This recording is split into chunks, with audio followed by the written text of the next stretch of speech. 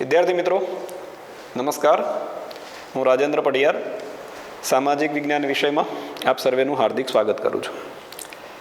એક પછી એક સારા વિડીયો અમે તમારી સામે મૂકી રહ્યા છીએ.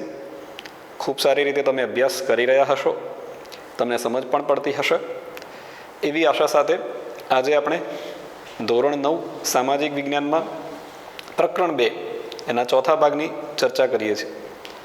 મિત્રો, પ્રથમ જે 3 ભાગ હતા આપણા એ પ્રથમ વિશ્વ યુદ્ધ સાથે જોડાયેલા હતા, જેમાં આપણે ઘટના, કારણો, પરિણામો વગેરેની ચર્ચાઓ કરી અને બહુ સારી એવી ચર્ચા કરેલી છે.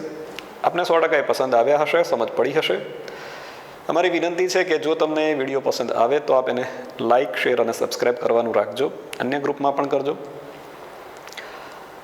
આજે જે આપણે વાત કરવાના છીએ આ ભાગમાં એ છે રશિયન ક્રાંતિની. પાઠનું જે આપણું ટાઇટલ છે એમાં હજુ સુધી આપણે રશિયન ક્રાંતિ વિશે કોઈ ચર્ચા નથી કરી, તો આવો આપણે રશિયન ક્રાંતિની ચર્ચા કરીએ. તો રશિયાની અંદર ક્રાંતિ કેમ થઈ, એમાંથી એક મોટો સવાલ તો કહી શકાય રશિયન ક્રાંતિ, જેનું એક બીજું નામ છે મિત્રો સમાજવાદી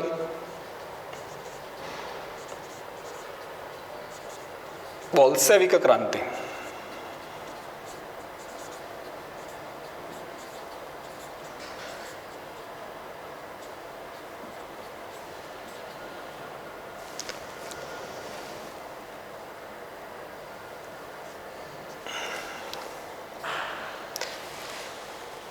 બીજા પાઠની જ્યારે શરૂઆત કરી ત્યારે મેં તમને કહેલું કોઈ મોટી ઘટના ક્યારે તાત્કાલિક આકાર લેતી નથી.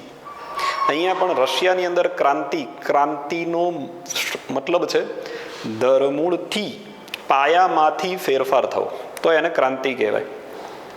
તમે પહેલાં પેન્ટ શર્ટ નહોતા પહેરતા અને હવે પહેરતા થયા, જબ્બો લેગો પહેરતા હતા અને પેન્ટ શર્ટ પહેરતા થયા કોઈ વ્યક્તિ, તો એ સામાન્ય પરિવર્તન છે. પહેલાં આપણું મકાન કાચી માટીનું બનેલું હતું ને હવે ધાબાવાળા મકાનમાં રહેતા થયા, તો એ સામાન્ય પરિવર્તન છે. પરંતુ ક્રાંતિનો મતલબ છે ધરમૂળથી, એકદમ પાયામાંથી પરિવર્તન આવવું. તમે અલગ અલગ ક્રાંતિઓના નામ સાંભળેલા હશે. ઔદ્યોગિક ક્રાંતિ તો ઉદ્યોગ ક્ષેત્રે થયેલી ક્રાંતિ. રાજકીય ક્રાંતિમાં આ ક્રાંતિનો સમાવેશ થાય. આખું રાજ્ય વ્યવસ્થા બદલાઈ જાય તો એને રાજકીય ક્રાંતિ કહેવાય. એવી આ ક્રાંતિ છે. એક ગુજરાત અને ભારતમાં થયેલી ક્રાંતિ છે શ્વેત ક્રાંતિ. દૂધમાં થયેલી ક્રાંતિને શ્વેત ક્રાંતિ કહેવાય છે. તો આવી અનેક ક્રાંતિઓ વિશ્વમાં થઈ રહી છે. અહીંયા આપણે રશિયન ક્રાંતિ જે રાજકીય બાબત સાથે જોડાયેલી છે, એની જે આખી વ્યવસ્થા છે, રાજકીય વ્યવસ્થા, એ બદલાઈ ગઈ. તો એ રાજકીય વ્યવસ્થા શું હતી, કયા કારણો એવા બન્યા કે બદલાઈ ગઈ, ક્રાંતિ જેવી મોટી ઘટના કેમ બની, આ બધા વિશે ચર્ચા કરીશું. એક મોટો પ્રશ્ન એમાંથી તમારે કરવાનો રશિયન ક્રાંતિ વિશે નોંધ. 3 પેરેગ્રાફ આપણને આપેલા છે બુક પ્રમાણે જોઈએ તો, અને 2 એમાં પેટા પ્રશ્નો છે, એ આપ ધ્યાનમાં લેશો. પહેલો જે પેરેગ્રાફ છે એમાંથી ખાસ કોઈ પ્રશ્ન બનતો નથી, એટલે જનરલ થોડીક ચર્ચા આપણે કરીએ કે રશિયાની અંદર ઝાર રાજાઓનું શાસન હતું.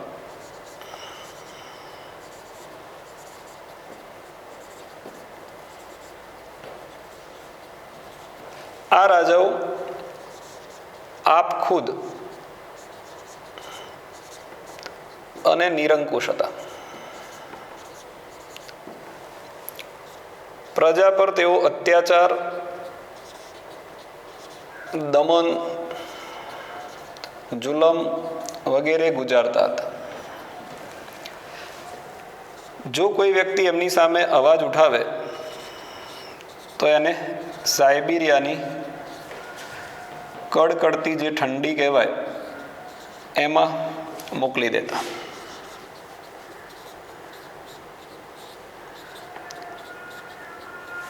વાક્યો મેં 4 જ લખ્યા છે, પણ આમાં તમારે ઘણું બધું સમજવાનું છે. પહેલાં તો ઝાર એટલે શું, તો એક વંશનું નામ છે મિત્રો.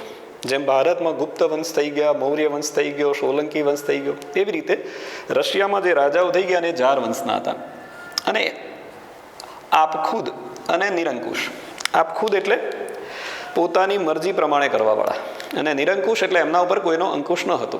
જેમ લોકશાહીમાં આપણા દેશની સરકાર, વડાપ્રધાન કે રાષ્ટ્રપ્રમુખ એ નિરંકુશ નથી, એમના પર કોઈની લગામ હોય છે.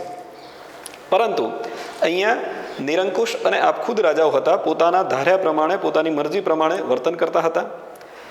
ત્યાંની જે પ્રજા હતી એના પર એ વિવિધ પ્રકારના અત્યાચાર, જુલ્મ, દમન જે કહી શકાય બધા જ શબ્દો ત્યાં પ્રચલિત હતા એવું કહીએ તો ચાલે. અને માની લો કે કોઈ વ્યક્તિ અવાજ ઉઠાવવાની હિંમત કરે તો તેને અનેક પ્રકારની સજા થતી. અને એક વિશિષ્ટ સજા છે કે ત્યાં તમે નામ સાંભળ્યું હશે, સાઇબિરિયા, શીત કટિબંધની નજીક આવેલો જે આ પ્રદેશ છે, ત્યાં એટલી બધી ઠંડી પડે કે માણસ કદાચ એમને એમ ત્યાં મૂકી દેવામાં આવે તો પણ મૃત્યુ પામે. આ પ્રકારની સજા. એટલે પ્રજા ત્યાં ઝારશાહીના દમન નીચે કચડાયેલી હતી, શોષિત હતી. ખાસ કરીને જે ખેડૂત ત્યાંના હતા, કામદાર વર્ગ કહેવાય, આની હાલત બહુ કફોડી હતી. આ પ્રકારની રશિયાની શાસન વ્યવસ્થા તમારી સામે મૂકી. હવે આ પ્રકારની શાસન વ્યવસ્થા હોય તો પ્રજા એ જે શાસન વ્યવસ્થા હોય ને એની વિરુદ્ધમાં હોય એ ચોક્કસ બાબત છે. પણ ક્યાં સુધી હોય? જ્યાં સુધી એને કોઈ ચાન્સ ન મળે ત્યાં સુધી. આપ સમજી ગયા હશો કે ચાન્સ ન મળ્યો ત્યાં સુધી આ પ્રજા દબાયેલી નહીં. પણ જ્યારે એને એવો કોઈ તક મળી, કોઈ ચાન્સ મળ્યો, એટલે એણે આ વ્યવસ્થાને બદલી નાખી, જેને આપણે ક્રાંતિ કહી શકીએ. હવે તમારો એક પેટા સવાલ આવશે મિત્રો, એ છે લોહિયાળ રવિવાર એટલે શું?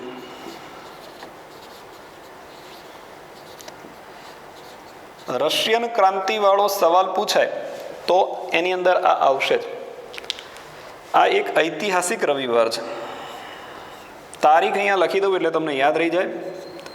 22મી જાન્યુઆરી 1905, જેના દિવસે આ ઘટના બની હતી.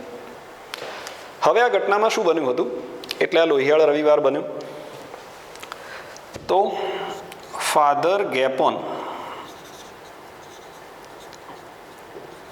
થોડું અટપટું નામ હોય અથવા તો તારીખ અને સાલ હોય એટલે યાદ રાખવામાં તમને તકલીફ પડે, એટલે આપણે આના ઉપર ધ્યાન આપીશું. મિત્રો, ફાધર ગેપોનના નેતૃત્વમાં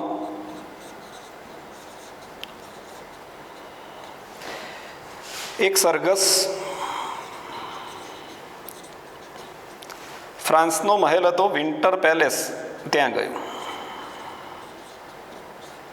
ફ્રાન્સના મહેલનું નામ પણ આપણે યાદ રાખવું પડશે, વિન્ટર પેલેસ. આ જે સરઘસ એટલે કે ટોળું ગયું એ યાદ રાખજો બરાબર, નિશસ્ત્ર હતું, એટલે શસ્ત્રો વગર હતું. એમના હાથમાં જારની છબી હતી. છબી એટલે ફોટો. અને તેઓ એવું સૂત્રોચ્ચાર કરતા હતા, રશિયાનો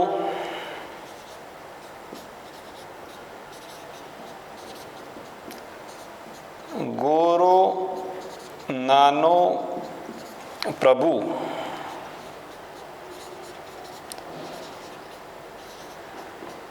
ઘણું જીવો.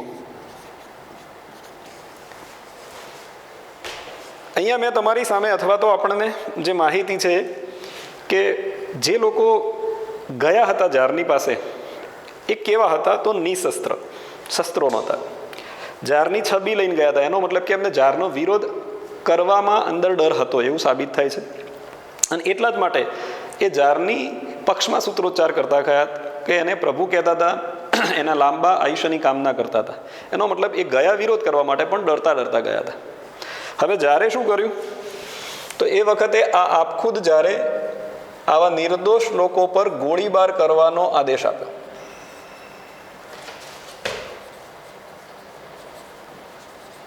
અને પરિણામે એ સ્થળનું નામ હતું સેન્ટ પીટર્સબર્ગ, જેનો બરફ લોહીથી લાલ થઈ ગયો, કારણ કે અનેક લોકોના ત્યાં મૃત્યુ પામ્યા, અનેક લોકો ત્યાં ગવાયા. તારીખ તો તમને ખબર પડી જ ગઈ હશે, 22મી જાન્યુઆરી 1905. આવો ફરી ધ્યાન સમજીએ. સારો પ્રશ્ન છે, સહેલો છે, પૂછાય એવો છે. લોહિયાળ રવિવાર એટલે શું? તો ફાધર ગેપોન નામના જે પાદરી હતા, એમના જે ધાર્મિક વડા કહેવાય, એમના નેતૃત્વમાં થોડીક હિંમત કરીને એક ટોળું નીકળ્યું જારના મહેલ આગળ જવા માટે. સૂત્રોચ્ચાર પણ જારના પક્ષમાં હતા, છબી પણ જારની હતી, શસ્ત્રો પણ હતા નહીં. એટલે સીધું સ્પષ્ટ હતું કે એમને જારની સામે કોઈ હુમલો નહોતો કરવો, એનો વિરોધ નહોતો કરવો, માત્ર સમજાવવા માટે ગયા હશે. પરંતુ જારે એમની કોઈ રજૂઆત સાંભળ્યા વગર સીધો ગોળીબાર કરવાનો આદેશ આપ્યો અને એ ગોળીબારમાં અનેક નિશસ્ત્ર લોકો, નિર્દોષ લોકોનો ભોગ લેવાયો. એ સેન્ટ પીટર્સબર્ગનો જે બરફ હતો એ લોહીથી લાલ થઈ ગયો. એટલે એ દિવસ લોહિયાળ રવિવાર તરીકે પ્રખ્યાત બન્યો. અહીંયા તમારો એ સવાલ પૂર્ણ થાય છે. બીજું, ક્રાંતિ થવાનું એક કારણ એ છે કે ઈસવીસન 1904 અને 5 એક ન માની શકાય તેવી ઘટના બની. જાપાને રશિયાને પરાજય આપ્યો.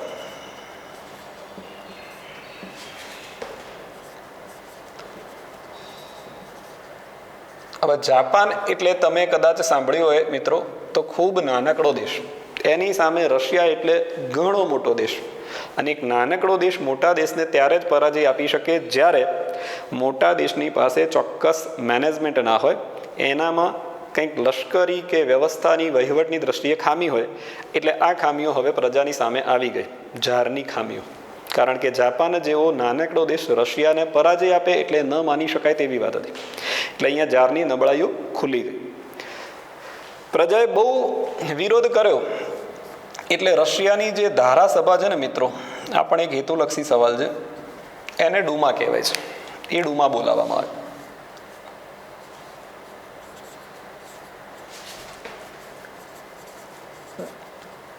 વર્ષોથી આ ધારાસભા આપ ખુદ જાર રાજાઓ બોલાવી ન હતી, પણ અતિશય જ્યારે એમની નબળાઈઓ છતી થઈ એટલે બોલાવી પડી. 4 ડુમા બોલાવવામાં આવી. માત્ર ફોર્માલિટી થઈ, પ્રજાની કોઈ વસ્તુને સાંભળવામાં ના આવી અને એ ડુમા પણ નિષ્ફળ રહી. હવે તમારો એક બીજો પેટા સવાલ આવશે. એ છે રશિયન ક્રાંતિને સમાજવાદી બોલ્શેવિક ક્રાંતિ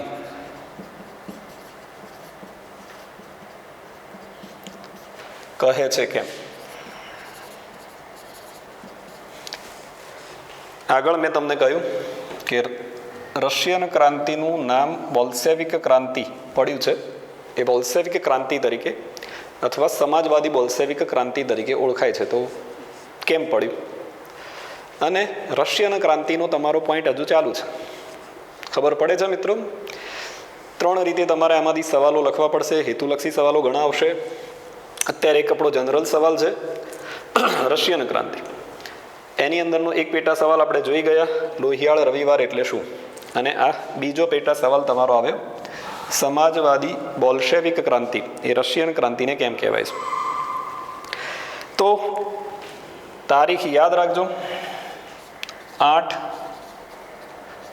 માર્ચ 1917 પેટ્રોગાર્ડ ના કામદારોએ હડતાલ પાડી.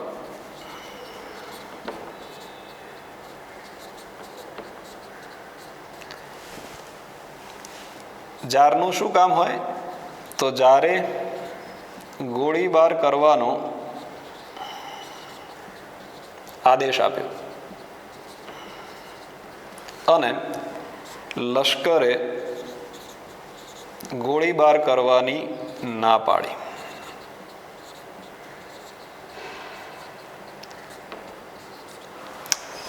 અહીંથી ક્રાંતિની શરૂઆત થઈ. બહુ સમજજો મિત્રો. 8મી માર્ચે પેટ્રોગાર્ડ નામનું જે સ્થળ છે, જે જાર રાજાઓ ચલાવતા હતા, એક ફેક્ટરી કારખાનું કહી શકાય, એના કામદારોએ હડતાલ પાડી, એટલે કે કામ કરવાની ના પાડી. વિચારો, જાર રાજાઓ પોતાનું ધાર્યું કરાવવા માટે એક જ આદેશ આપે, કયો? ગોળીબાર કરવાનો. અહીંયા પણ જારે પોતાના લશ્કરને ગોળીબાર કરવાનો આદેશ આપ્યો, પરંતુ લશ્કરે પહેલી વાર ના પાડી. હવે લશ્કર જારની વિરુદ્ધમાં થઈ ગયું. એટલે એનો મતલબ કે જારશાહીનું અહીંયા પતન શરૂઆત થઈ. ટૂંકમાં માહિતી આપી છે. ત્યારબાદ કેરેન્સ્કી નો મોન્સેવિક પક્ષ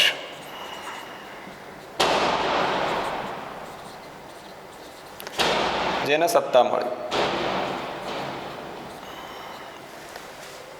એટલે કે ઝારશાહીના પતન અહીંયા ટૂંકમાં કહીએ તો ઝારશાહી પૂરું થઈ ગયું. ત્યારબાદ મોન્સેવિક પક્ષનો વડો હતો કેરેન્સ્કી, એના નેતૃત્વમાં રશિયામાં સરકારની રચના થઈ. હવે કેરેન્સ્કીનો જે પક્ષ હતો મોન્સેવિક, એ જ્યારે સત્તા પર આવ્યો ત્યારે એમાં લેનિન નામનો એક વ્યક્તિ ખુશ ન હતો.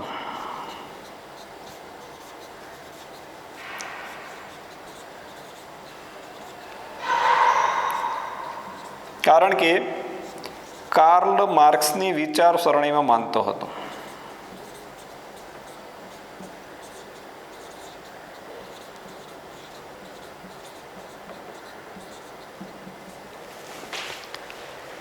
હવે બરાબર સમજો, આમાં વિદ્યાર્થીઓની ભૂલ થતી હોય છે.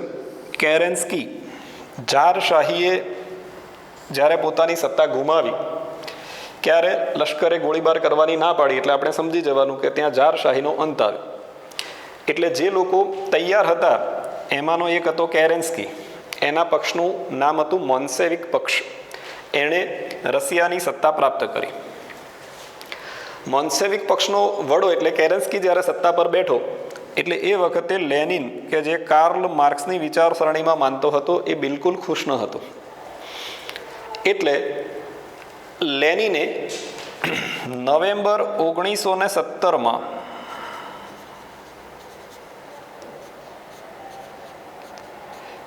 એ જે પક્ષમાં માનતો હતો એ પક્ષનું નામ હતું બોલ્શેવિક પક્ષ.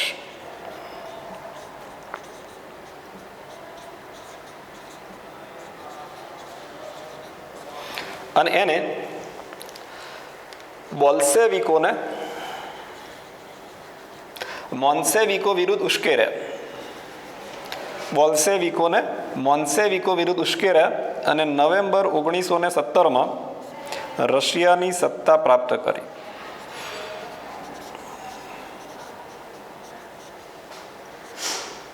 એટલે આ ક્રાંતિનું નામ પડ્યું સમાજવાદી બોલ્શેવિક ક્રાંતિ.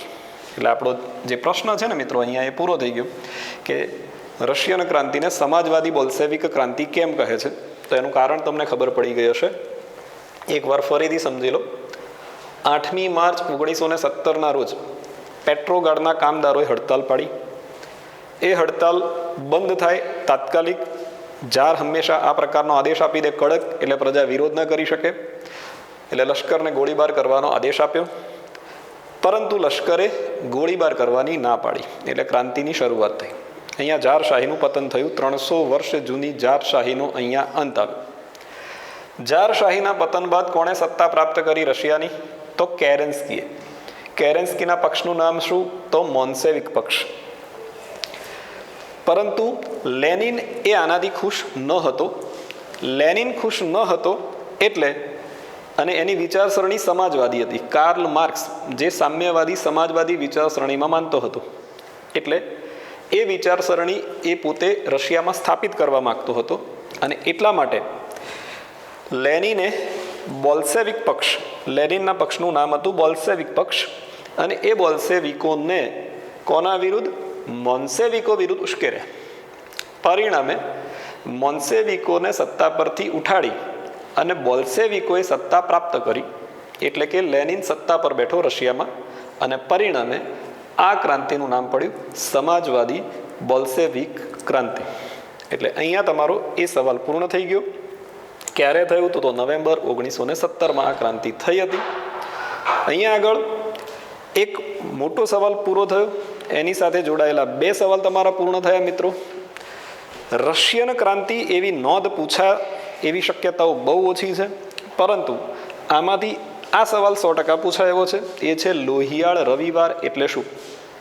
અને બીજો સવાલ આ કે સમાજવાદી એટલે કે રશિયન ક્રાંતિને સમાજવાદી બોલ્શેવિક ક્રાંતિ તરીકે ઓળખવામાં આવે છે. શા માટે? કારણ આપો. તો આપ સમજી ગયા છો. આમાંથી કેટલાક હેતુલક્ષી સવાલો ખાસ તમારે યાદ રાખવા જેવા છે. એક થોડોક ઓછો પણ યાદ રાખવા જેવો સવાલ એ છે સાઇબેરિયા આ સવાલ તમે મોટો યાદ રાખશો એટલે એમાં હેતુલક્ષી પ્રશ્નો આવી જશે. જાપાને રશિયાને પરાજય આપ્યો તો 1904-5માં. એની ધારાસભા તો કયા નામે ઓળખાય? તો ડુમા. કેટલી ડુમા બોલાવવામાં આવી હતી? તો 4. આ જે કોઈ સવાલમાં આવતા નથી એવા પ્રશ્નો છે. આની અંદર પણ આ સવાલ થોડો અકવડ પડે છે વિદ્યાર્થીઓને, એટલે તમારે કયો પક્ષ કોનો છે એ ખાસ યાદ રાખવું પડશે. મોન્સેવિક પક્ષ તો કેરેન્સ્કીનો, બોલ્સેવિક પક્ષ તો લેનિનનો. આ બે ખાસ યાદ રાખજો, એટલે તમને લગભગ આખી જે ચેનલ છે એની જે પ્રોસેસ, કોણે કઈ રીતે સત્તા પ્રાપ્ત કરી, એ વિદ્યાર્થી મિત્રો તમને આઈડિયા આવી જશે. ઓકે, અહીંયા આપણે પાઠ 2ની અંદર જે ટાઇટલ રૂપ પ્રશ્નો હતા આપણા એ પૂર્ણ કરે. મિત્રો આપણો પાઠનું જે ટાઇટલ હતું એ પ્રથમ વિશ્વયુદ્ધ, અને એમાં તમે જો સમજ્યા હોય તો આગળનો જે એના પછીનો પાઠ છે એ તમને સમજવામાં વધારે કદાચ સરળતા રહેશે, કારણ કે એમાં પણ આપણે એક યુદ્ધની ચર્ચા કરવાની છે જ, બરાબર. પણ ખાસ ફાયદો એ થાય કે જો આપણે પ્રથમ વિશ્વયુદ્ધની ઘટના અને કારણો સારી રીતે સમજ્યા હોઈશું તો કંઈક એવું જ રિપીટ થવાનું છે બીજા વિશ્વયુદ્ધમાં. એના કારણો સામાન્ય અલગ હોઈ શકે, પણ ઘટનાઓ તો એક જ જેવી હોય મોટે ભાગે. કોઈનું શોષણ કરવું હોય, કાં તો જૂથબંધી રચાઈ હોય, કાં તો લશ્કરવાદ થયો હોય, આવી કંઈક ઘટનાઓએ આકાર લીધો હોય તો અને તો જ એક મોટી વૈશ્વિક ઘટના બને. બંને ઘટનાઓમાં એક સામ્યતા છે. જે વિશ્વયુદ્ધ થયું એમાં પણ શોષણ, સંસ્થાનવાદ, સામ્રાજ્યવાદ, લશ્કરવાદ જેવા પરિબળો હતા. રશિયન ક્રાંતિ થઈ એમાં ભલે એ પરિબળો નથી, પરંતુ જુલ્મ, અત્યાચાર, આપખુદશાહી, નિરંકુશ સત્તા, આ પ્રકારના પરિબળો જ્યારે જ્યારે ભળે છે, બીજાને ગુલામ રાખવાની ઘટનાઓ જ્યારે જ્યારે બને છે, ચાહે દેશ હોય કે ચાહે વ્યક્તિ હોય, ત્યારે બળવો થાય છે. નાનો થાય તો એને બળવો કહેવાય, અને મોટો થાય તો એને મિત્રો શું કહેવાય છે? ક્રાંતિ. આઝાદીની લડત માટે મિત્રો ભારતમાં 1857માં થયો ને એને 1857નો સંગ્રામ અથવા તો એક મોટો બળવો કહેવાય છે.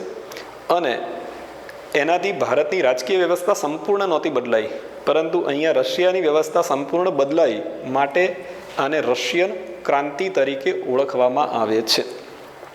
એટલે અહીંયા તમને ખૂબ સારી રીતે આપણે સમજાવવાનો પ્રયત્ન કર્યો છે કે તમે આ પાઠને વધારે સારી રીતે ડિટેલમાં કોઈપણ જાતના તમારા સાહિત્ય વગર પણ માત્ર વિડીયો જોઈને તમે એને તૈયાર કરી શકો એ પ્રકારની કોશિશ કરેલી છે અમે. અને ફરીથી એકવાર હું તમારો આભાર વ્યક્ત કરીશ કે તમે એને જોઈ અને ખૂબ સારી તૈયારી કરી હશે. તો આભાર. જય હિન્દ અને જય ભારત.